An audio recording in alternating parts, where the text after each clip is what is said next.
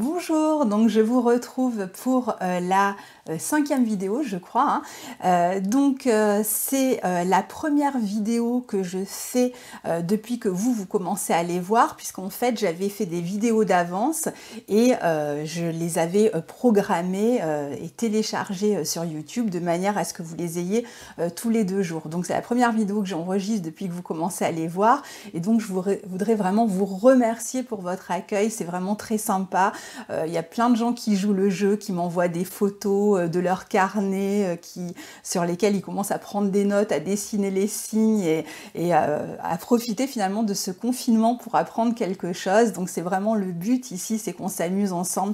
Il n'y a rien de sérieux, il n'y a rien de formel, d'où le fait que bon, je me contente de mon ardoise aussi, parce que l'idée c'est d'apprendre, d'avoir du contenu sans se prendre la tête non plus, sans avoir de l'interrogation derrière. Et si bien ces bases vous donnent envie d'aller faire des recherches plus loin, tant mieux. Si ça vous donne envie après plus tard d'apprendre l'astrologie, ben pourquoi pas, au moins j'aurais contribué à vous donner cette impulsion. Si ça vous permet juste de comprendre légèrement mieux une carte quand vous l'avez sous les yeux, quand on fait des vidéos de nouvelles et pleine lune, ben c'est toujours ça. Au moins au lieu d'être du chinois, ben ça sera un peu compréhensible pour vous, et vous arriverez à vous repérer sur la carte. Et voilà, donc il n'y a vraiment aucune prétention derrière ces cours, et encore merci à vous pour votre accueil. Donc là, je vous rappelle quand même qu'il vaut mieux regarder les vidéos dans l'ordre, dans la mesure où je pose à chaque fois une question en fin de vidéo et que j'y réponds dans la vidéo suivante, et que au moins il y a une logique, et aussi que ça reste assez concis, qu'il y a toujours plus à dire sur chaque sujet que j'aborde, j'en suis bien consciente, mais bon voilà, déjà en plus là en ce moment on est en train de faire l'interprétation des signes, donc les vidéos sont plus longues et je veux vraiment pas que ça dure plus longtemps que ça et vous prendre toute la journée avec ces questions là. Alors la question que j'avais posée justement dans la vidéo précédente, eh bien c'était si je suis commerciale dans la vie, des 3 premiers signes, le bélier, le taureau et les gémeaux, par rapport à l'interprétation que je vous en ai donnée, quel était le signe qui fonctionnait le mieux pour un métier de commercial, et pourquoi? Parce que vraiment, l'astrologie, c'est aussi toujours apprendre à se servir des connaissances que l'on acquiert, et de s'en servir pour l'interprétation, d'expliquer les choses, parce que on entend parfois des gens qui disent « Ah ben je suis comme ça parce que j'ai Mercure en bélier par exemple ». Oui, mais qu'est-ce que ça dit Mercure en bélier? Pourquoi vous êtes comme ça parce que vous avez Mercure en bélier? Il faut développer et expliquer. Et plus vous allez chercher à développer et à expliquer et vous en tenir finalement au fait, parce que il faut faire attention avec l'astrologie, parce qu'on peut être parfois un peu enclin à aller chercher des interprétations tirées par les cheveux et à faire coller un peu tout à n'importe quoi. Il y a quand même un langage, des significations, et rien qu'avec ça, vous arrivez à faire du sens. Donc l'art, ça va être de utiliser chacune des couches de sens et de pouvoir les synthétiser pour donner un sens plus cohérent au tout. Mais il ne faut pas chercher non plus forcément à être cohérent, c'est-à-dire à faire que si on voit que la personne elle a 2 parties dans sa personnalité quand on lit un thème, eh bien c'est que cette personne elle a une forme de complexité qu'il faut garder, on ne va pas la faire disparaître pour tout faire coller, vous voyez ce que je veux dire? Alors donc pour revenir à cette question de commercial, les Gémeaux eh bien correspondaient très bien à ce métier de commercial. Pourquoi? Eh bien parce que les Gémeaux sont de très bons communicants, donc c'est un métier où on est amené à communiquer, donc ça leur va très bien. Ensuite, c'est un métier dans lequel on est amené à bouger beaucoup, où on va prendre la voiture, faire de la route, donc on est souvent en déplacement, on peut même être en déplacement à l'international et donc là prendre l'avion, mais en tout cas on bouge souvent et pour des courtes périodes, donc on a vu que ça correspondait bien aussi au signe du Gémeaux. Et ensuite, c'est un métier un signe qui fait souvent l'intermédiaire entre 2 choses. Donc là, ça pourrait être entre l'entreprise et le client, et donc ça lui correspond aussi très bien.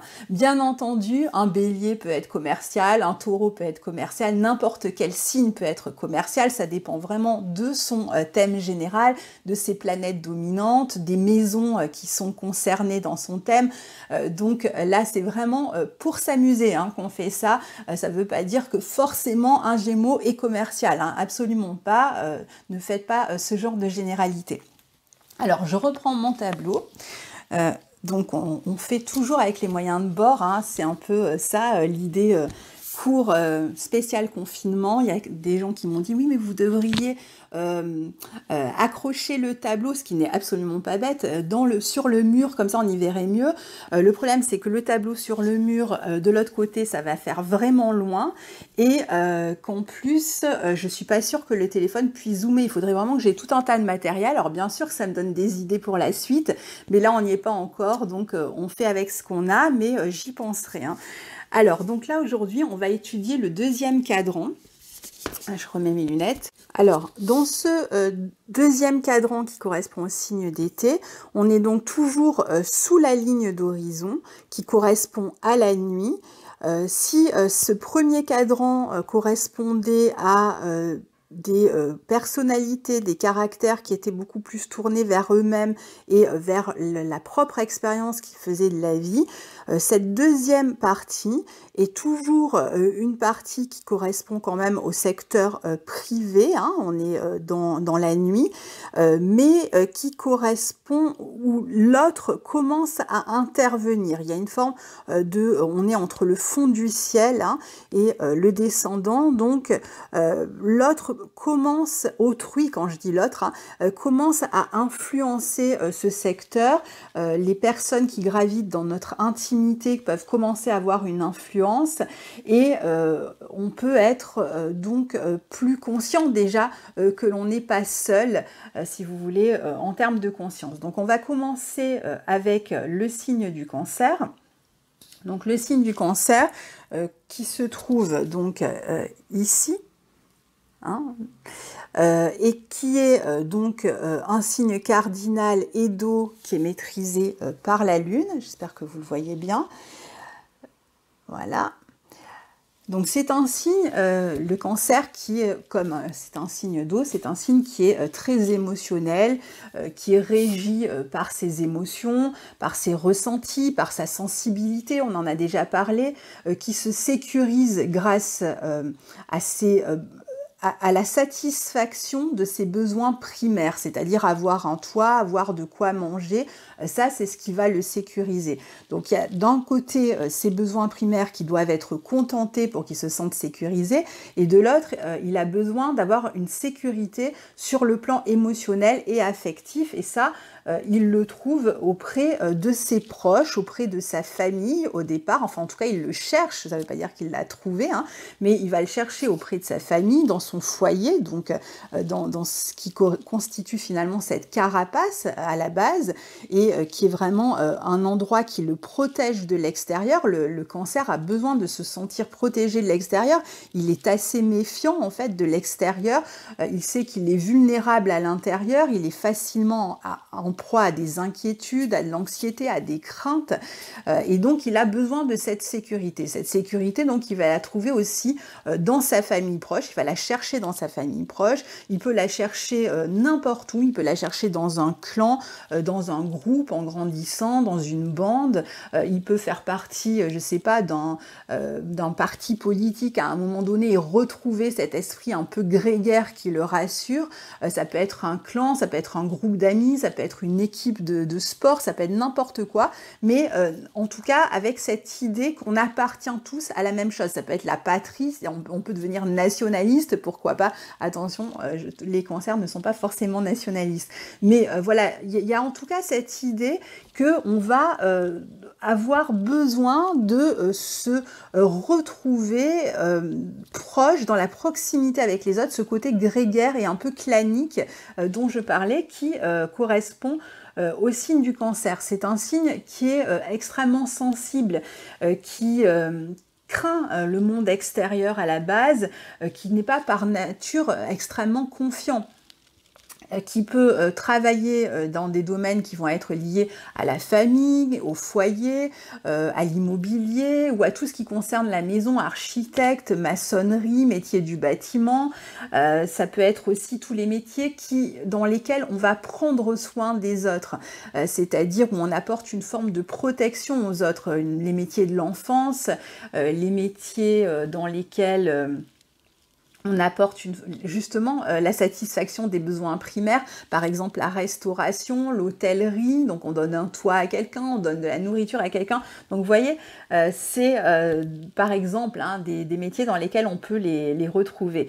La vie privée est très importante pour eux, ils peuvent être quand même assez dépendants de leurs proches dans la mesure où ils ont cette crainte sur le plan affectif qui fait qu'ils vont quand même avoir besoin d'être entourés. Donc ça c'est vraiment important, ils sont assez impressionnables souvent, il y a vraiment une forme de vulnérabilité chez les natifs du Cancer qui ne s'affiche pas toujours parce que n'oubliez pas qu'ils ont cette coque, cette protection et donc parfois ils pourraient même paraître un peu durs a priori alors qu'à l'intérieur ils sont extrêmement vulnérables.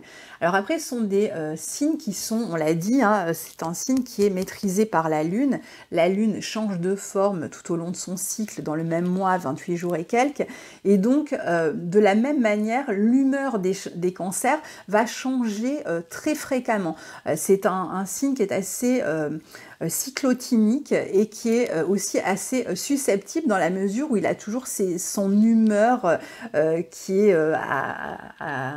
à fleur de peau et donc il est extrêmement réactif, comme d'ailleurs souvent les signes cardinaux le sont, et donc il peut être aussi extrêmement rancunier avec les autres, surtout qu'il a bonne mémoire le Cancer, c'est vraiment le signe de la mémoire, c'est d'ailleurs aussi un signe qui est souvent tourné vers le passé, vers l'enfance, vers un paradis perdu qu'il cherche à retrouver, donc quand il va mal, il va se renfermer dans sa coquille et il va se plonger dans le passé, dans son enfance, c'est d'ailleurs le signe de l'enfance aussi, où il va être assez nostalgique.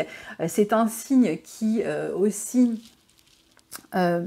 utilise beaucoup son imaginaire et qui donc est extrêmement créatif et qu'on peut retrouver justement dans des domaines qui vont être liés à l'écriture ou à tout ce qui va mettre en action en fait l'imaginaire et même souvent le passé, qui va écrire ses mémoires ou ce genre de choses, ou qui va écrire sur son intimité aussi.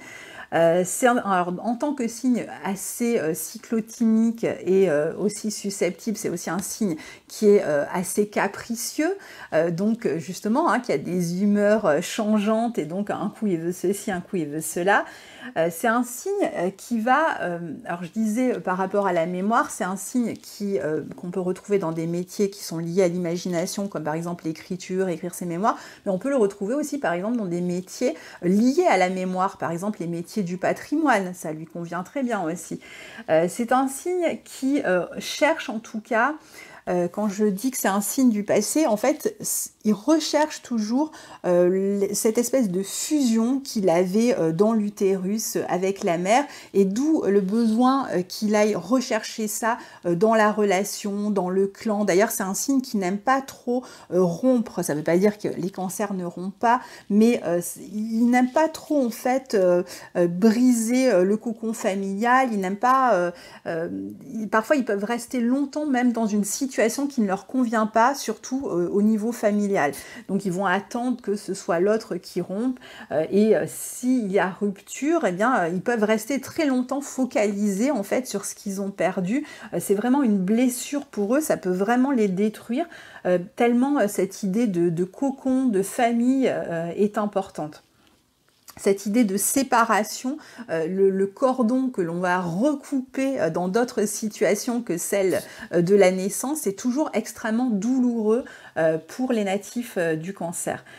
Donc après, on peut les retrouver dans les métiers aussi qui sont liés à l'hygiène de vie. On va les retrouver, bon voilà, je pense que j'ai fait un peu le tour. Donc c'est un signe quand même qui est lié à l'inconscient. Le Cancer va rentrer dans sa coquille pour commencer en fait à réfléchir sur lui-même. Il y a une forme d'intériorité quand même extrêmement importante dans ce signe. il aime bien s'explorer, faire des bilans, réfléchir à ce qu'il a vécu.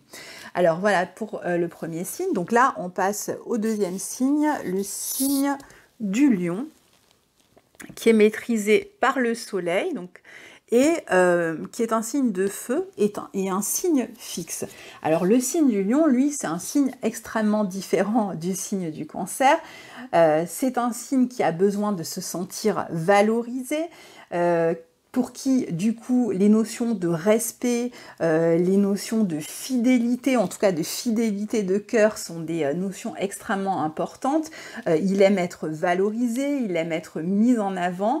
Il peut d'ailleurs perdre du temps souvent à chercher à se valoriser dans les premières années de sa vie à travers le regard des autres, d'où le fait qu'il soit entouré par une cour, par tout le temps des amis ou tout le temps par des personnes, ou qu'il a besoin, par exemple, de faire de la danse, de pratiquer un sport où il va être mis en avant, faire du théâtre, etc. Parce qu'au départ, en fait, les natifs du lion ont tendance à chercher cette valorisation à l'extérieur d'eux-mêmes. C'est-à-dire que souvent, ils vont attendre que les autres les combles d'honneur, etc. Donc, ils vont même rechercher les honneurs dans leur vie. Hein. Ça peut durer toute une vie. Il y a des lions qui vont jamais se rendre compte en fait que cette valorisation, ils ne peuvent pas la trouver à l'extérieur, ou alors c'est sans fin. Le natif du lion accompli, c'est un natif qui a compris que la manière dont il peut se valoriser, ce sera à partir de ce qu'il va créer, à partir de ce qu'il va donner. Donc c'est très important que les natifs du lion apprennent à créer, apprennent à donner, ou montrent, ou apprennent à briller même, hein, à être pleinement ce qu'ils sont, parce que c'est comme ça en fait qu'ils motivent les autres, qui leur donnent l'envie, le courage parfois d'être eux-mêmes. C'est des signes en fait qui devraient apprendre à être eux-mêmes. Et tant qu'ils cherchent un sentiment chez l'autre, tant qu'ils cherchent à être valorisés par l'autre, eh bien, ils sont encore un petit peu à côté de leur signe. Ça veut dire qu'ils n'ont pas encore fait le travail suffisant pour être accomplis.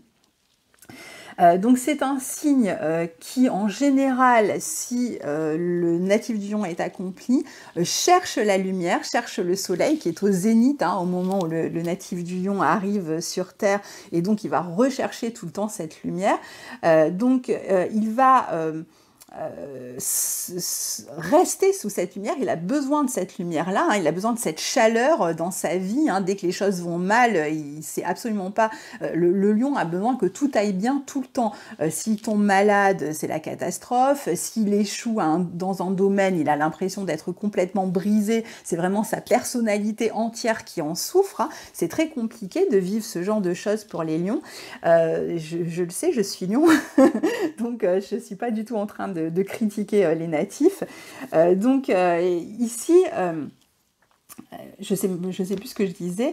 Donc en fait, voilà, il cherche la lumière, mais il doit apprendre à ne pas la garder seulement pour soi, en tout cas à ne pas se l'accaparer pour faire de l'ombre à l'autre. Et c'est très rare en fait que les natifs du lion, qui sont en général bienveillants, c'est très rare qu'ils fassent de l'ombre à l'autre, qu'ils cherchent à écraser les autres, parce que les lions aiment briller avec les autres, en compagnie des autres. C'est-à-dire qu'ils aiment bien que tout le monde brille, en fait. Ils aimeraient bien que tout le monde brille. Et peut-être eux un peu plus que les autres, c'est possible. Mais en tout cas, voilà, ils n'aiment pas être seuls. C'est pas un signe solitaire, hein, le signe du lion. Donc, même si c'est un signe quand même de l'individu. Donc ici, je vous disais, comme pour tous les signes fixes, hein, avec le taureau, que le taureau cherchait à maintenir quelque chose, hein, donc à maintenir une abondance et en jouir de cette abondance, eh bien le lion, lui, va chercher justement à maintenir cette lumière qui est au zénith et qu'il ne veut absolument pas voir décliner. Donc il a envie que cette lumière dure encore et toujours, et par extension, c'est-à-dire qu'il va chercher à être toujours dans la joie, dans la gaieté, à dispenser cette joie, à la partager dans l'optimisme, dans l'amour, hein, c'est le signe de l'amour aussi, c'est un signe qui est généreux. L'organe qui est relié au natif du lion, c'est le cœur, donc c'est un signe qui a besoin de donner, c'est un signe qui aime jouer, qui aime s'amuser, c'est le signe qui est lié au divertissement, donc vous allez le retrouver souvent dans des métiers, soit de la pédagogie, parce que c'est aussi un signe qui est lié aux enfants, donc tout ce qui est un peu pédagogique, ou des métiers liés aux enfants, animateurs, éducateurs, etc. Ou alors vous allez le retrouver par exemple dans des métiers qui sont liés au divertissement, au spectacle, des métiers, oui, là, tout ce qui est créatif aussi convient très bien au lion, et même il faut qu'il aille dans ce sens, que sa créativité s'exprime d'une manière ou d'une autre, pas forcément par la voie artistique, mais en tout cas d'une manière ou d'une autre. Donc c'est un signe qui aime le jeu, c'est un signe, alors on a le sentiment parfois que les natifs du lion, surtout ceux qui sont vraiment très fortement lion, sont très confiants en eux, pas du tout en fait, hein, parce que les natifs du lion cherchent à maintenir cette confiance, ou en tout cas à l'acquérir, mais c'est justement parce qu'ils ne sont pas confiants qu'ils ont besoin de cette lumière, et dès que la lumière décline, eh bien ils sont en panique totale, hein, ils ont besoin de cette lumière-là, donc c'est compliqué pour eux de s'en passer. Donc je vous disais, c'est le signe aussi lié au plaisir, lié aux amours, lié au flirt. C'est un signe qui aime faire les choses en grand, qui a tendance à tout dramatiser tout le temps, qui prend toujours des engagements incroyables, qui n'arrive pas toujours d'ailleurs à tenir. Et on peut le retrouver même dans des métiers de leadership, dans les métiers où il faut être en avant finalement, où il faut jouer le premier rôle. Donc évidemment, les natifs du lion peuvent être aussi un brin égocentrique. Il adore que l'on parle de lui, et il adore parler de lui. Alors ensuite, on passe au signe de la Vierge. Donc le signe de la Vierge est maîtrisé par Mercure, tout comme les Gémeaux, et il est un signe mutable et un signe de terre. Alors, le signe de la Vierge est extrêmement différent du signe du lion. Déjà, les natifs de la Vierge sont des besogneux, hein, c'est vraiment la fourmi de la fable, hein, qui va être extrêmement prévoyante et qui est consciente que la lumière est en train de décliner, qui est consciente qu'on arrive à la fin de l'été, de cette abondance de fruits juteux et de nature exubérante, et c'est un signe qui va donc être aussi associé à l'idée de récolte, l'idée que l'on va commencer à mettre ce que l'on avait en abondance de côté pour l'automne qui arrive, d'où le fait que les natifs de la Vierge soient des natifs extrêmement prévoyants en général, même sur le plan économique, avec leur argent, ils font attention, même, voilà, même dans une maison, il peut y avoir 15 tablettes de chocolat par exemple, bah, ils vont manger un carré après l'autre, ils vont pas tout dévorer d'un coup, en tout cas les natifs de la Vierge qui sont 100% vierges. Donc ils sont prévoyants, ils aiment économiser, ils sont capables de faire le tri. C'est un signe qui est capable de discrimination, qui est capable d'analyse, ils ont une analyse extrêmement fine, hein. En astrologie, on dit souvent que le signe de la Vierge, c'est le microscope du zodiaque. D'ailleurs, on les retrouve parfois dans des métiers liés au laboratoire, où on utilise justement des microscopes. Et le signe des Sagittaires serait la longue vue, le télescope, si vous voulez, du zodiaque. Parce que c'est vrai que les natifs de la Vierge ont cette capacité, en fait, à être déjà extrêmement précis, à se concentrer sur les détails. Ils ont une immense patience, donc ils peuvent vraiment travailler avec une finesse, une patience et un sens du détail incroyable. Donc on va les retrouver par exemple dans des métiers de critique, hein, parce qu'ils ont en même temps cette capacité d'analyse et de critique, donc critique littéraire, critique cinématographique, n'importe quel type de critique, ils sont extrêmement bons là-dedans. Ils travaillent à leur rythme, hein, mais lentement mais sûrement. C'est un signe aussi qui a besoin de sécurité, tout comme le taureau, tout comme le cancer. C'est un signe qui a besoin de sécurité et donc lui, sa manière de se sécuriser au natif de la Vierge, c'est par le contrôle.